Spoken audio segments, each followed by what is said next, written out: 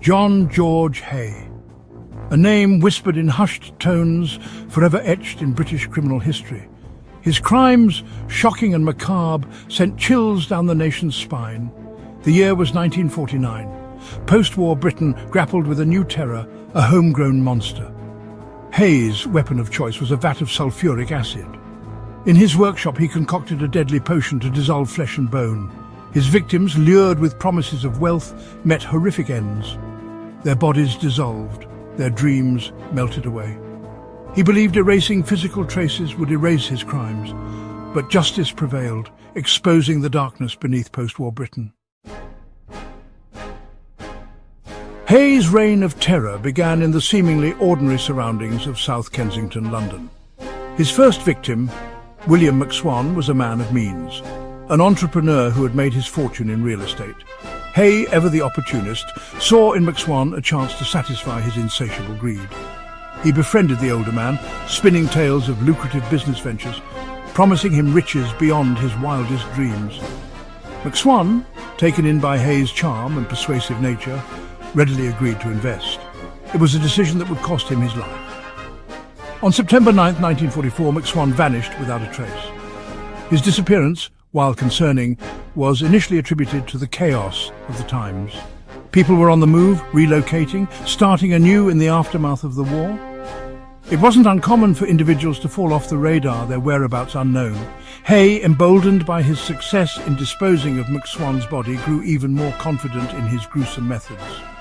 He had tasted blood, and his thirst for it, fueled by greed and a chilling lack of remorse, only intensified. He set his sights on new prey, unsuspecting individuals who, like McSwan, would become victims of his cold-blooded pursuit of wealth and his twisted desire to play God with human life. The disappearance of William McSwan, however, was just the tip of the iceberg. Haigh, driven by his insatiable greed, set his sights on an even bigger prize: McSwan's elderly parents, Donald and Amy.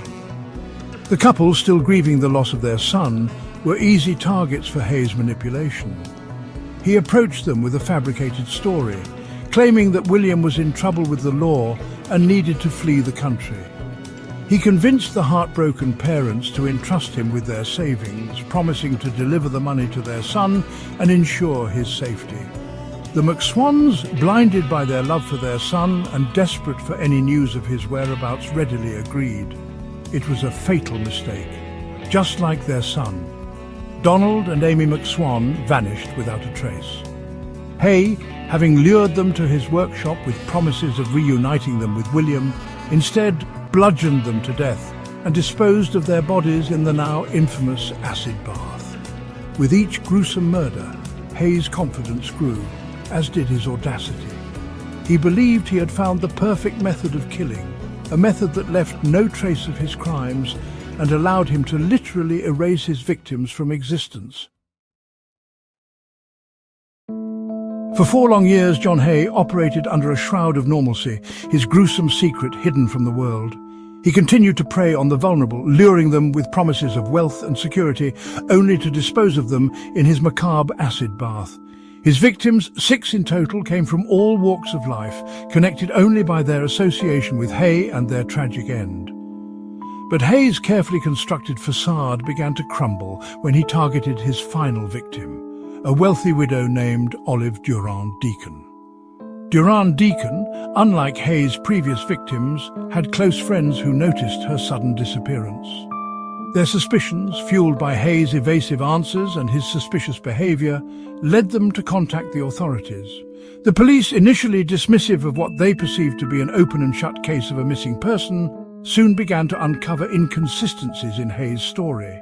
Their investigation led them to his workshop, a place that would forever be etched in the annals of criminal history as the House of Horrors. The stench of death clung to the air as detectives entered Haigh's workshop. The floor, stained a disturbing shade of brown, hinted at the horrors that had unfolded within those walls. A search of the premises yielded a grisly inventory: human gallstones, dentures, and a partial human foot, remnants of Haigh's victims resistant even to the corrosive power of acid. Faced with this gruesome evidence, Haigh confessed to the murders, but his confession was far from remorseful. He claimed insanity, arguing that he couldn't be held responsible for his actions because he believed that by destroying his victims' bodies, he was also destroying their souls, rendering them incapable of testifying against him in the afterlife. His trial, a media sensation that gripped the nation, provided a chilling glimpse into the mind of a killer.